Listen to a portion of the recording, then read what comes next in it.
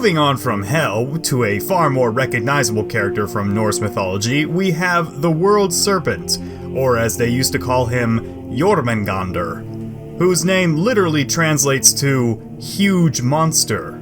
Imaginative, I know. He is easily the largest of the children of Loki and the biggest thorn in Thor's side throughout the entirety of his existence.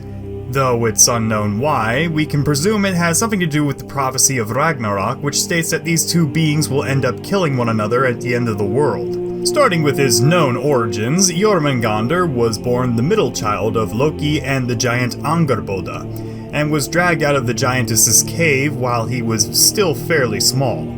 We can presume that he was the ugliest of the children because upon seeing this scaly bastard squirming around in front of his throne, Odin immediately picked him up and chucked him over the side of walls of Asgard into the ocean down below, because he just couldn't stand to look at him. Enough is enough! I have had it with these motherfucking Jormungandr on this motherfucking Asgard.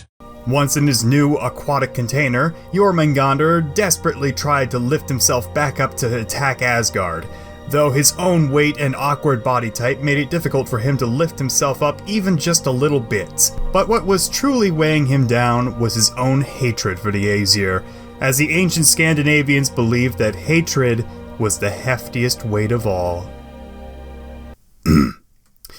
High school philosophy aside, Jormungandr's modicum of being the world's serpent isn't entirely accurate. You see, much like all pre-Columbian cultures, the Nords saw their world as being incredibly small compared to today.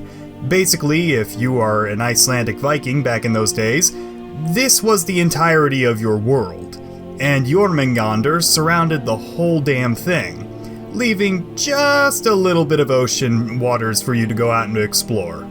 So think of it as a microcosm of the flat Earth model, except instead of an ice wall, there's a gigantic snake wall, and you'll be forgiven far more easily for unironically believing in this as opposed to that. And in that vein, we can already find an inconsistency in the mythology surrounding Jormungandr. It is said that eventually the serpent grows so big in the ocean that he inevitably has no more room to grow and then starts swallowing his own tail in his mighty jaw. An obvious reference to an Ouroboros, which is traditionally an Egyptian symbol, wherein it was adopted by the Greeks as a symbol of hermeticism, and eventually became a famous icon of European alchemy.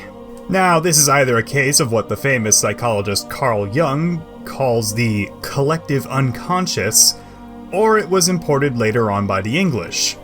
This is a far more likely scenario in my personal opinion because the only surviving compilations for the Norse mythology is the Eddas, and as we discussed in the previous video, those were created and altered in a more modern Christian world. That's not even mentioning that later on, Thor goes fishing for Jormungandr and explicitly hooks him by the mouth, something which would be impossible if he had his face stuffed with his own tail. Now, just like the Celtic Kelpies, and trust me, we will be covering them a bit more extensively in a future video, it's believed that Jormungandr was invented as a method of exercising caution while deep-sea fishing, as the giant Hymir warns Thor against this very thing, stating that if they go out too far, they would be sailing into the territory of Jormungandr. I think the story of Thor's fishing trip has so much context around it that it is deserving of another video, but to give you a more abridged version, Thor and Hymir went out into sea in hopes of fishing up whales, something Hymir is implied to do on the regular. Now, it might be important to preface this that in this point in history, most of the world thought of whales as terrifying sea monsters that would eat the entire crew of a ship, and even all the way up until the 1700s, their penises were mistaken for giant sea serpents. Allegedly. No, seriously, go look this up. That's a real thing. However, the virgin Hymir's fishing game was nothing against the Chadley Thors, who said, "Nah, screw those tiny little guppies, I want to go eat a giant fucking snake."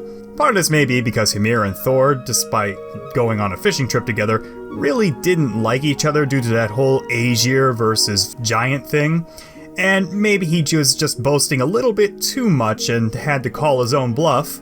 Or alternatively, and far more likely, This could be a sort of revenge quest for Thor, as last time he and Jormangandr met, the world serpent humiliated him in front of an entire crowded dining hall, while disguised as a house cat. Yeah, that's another one deserving of its own video, it's really extensive. So, the impulsive god of thunder may have wanted to get back at the demon serpent. And to make a long story short, Ymir pissed himself thinking Thor was about to start Ragnarok right then and there, and so he cut Thor's fishing line to prevent the Scandinavian apocalypse, which would eventually come to pass anyway following the death of the god of light Baldur.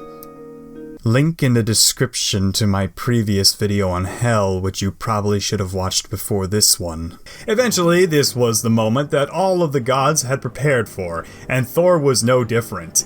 He and Jormungandr were destined to have one final standoff on the battlefield of Vigrid, where all the gods and their hordes of enemies fought each other in one final climactic battle for the universe, which would inevitably lead it to ruin. Now, while many will tell you that Surtur was the main figurehead of Ragnarok, it can't be understated how important Jormungandr and his brother Fenrir were to this conflict, as those two were taken head-on by the mightiest of the gods, Thor and Odin respectively. And quite frankly, they almost needed to.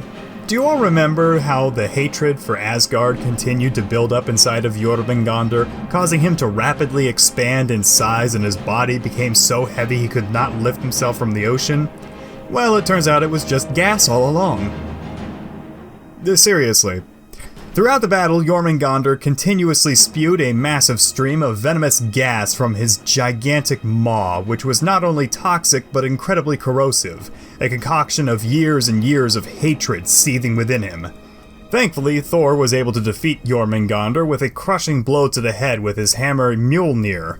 However, the god of thunder had breathed in a bit too much of the serpent's noxious fumes, and was only able to stagger backwards about 9 steps before collapsing to the ground and dying, thus fulfilling the prophecy laid out by the Nords all those years ago. As it turns out, Jormungandr would get the last laugh, as his efforts early on in the battle and his killing of Thor helped tip the scales of the battle drastically in Surtur's favor, who stood victorious over the Aesir, and then proceeded to set fire to the universal tree Yggdrasil, causing all 9 realms to collapse in on one another and sink back into the waters of the void, never to return. That is, if you're some crusty old boomer, but it's the 13th century now, Grandma! JC is the hip new thing with the kids, and Snorri Sturluson is trying really hard to avoid the Celtic fire pit. So he writes in a little footnote about 2 human survivors taking refuge in Yggdrasil. You know, the same tree that burned down and caused the end of the universe anyway, which kinda seems counterproductive. Whatever. A man by the name of Lifthrasir, whose name literally means a man, and a woman by the name of Leaf, which means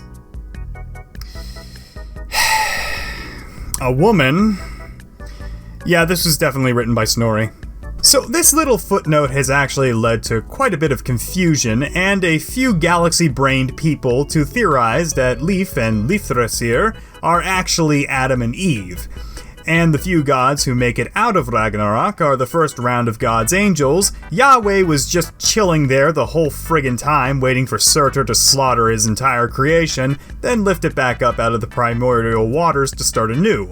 Meaning that the entirety of Norse mythology has been relegated to be a prequel to the prequel story of Christianity. Just fucking... I just wanted to talk about a big snake man, but he's already dead, and Typhon is smushed under a Mount Etna, so I can't even talk more about him. And the sea monsters are really just whale penises. This is all blasphemy anyway. Anyways, ladies and gentlemen of the internet, that is my character study into Jormungandr, who is really just a big snake, so he didn't have a real character, besides, you know, hissing and shit. Serving as my 200th subscriber special. Don't forget this was supposed to be a trilogy, and reserving my biases here, I think I've saved the best for last. Though that one is intended as a 300 subscriber special. So if you want to hear about the real Big Bad Wolf, please like and share this video and the entire channel. It all helps out immensely. Keep in mind I also have a Patreon and Discord link down below. You don't need to be signed up for the Patreon to access the Discord. I'm not that much of a douchebag, but I would really appreciate it nonetheless if you could sign up for both. And thank you to everybody for helping to get this channel up to 232 subscribers, as of my time recording this. I appreciate you all and the tremendous support that you've given me over the past 2 years, even if I haven't been uploading as consistently as I had originally intended to. But I'll try to amend that going forward. Look forward to Fenrir's character study moving forward, and maybe a little something special for Halloween this year. Take care, folks.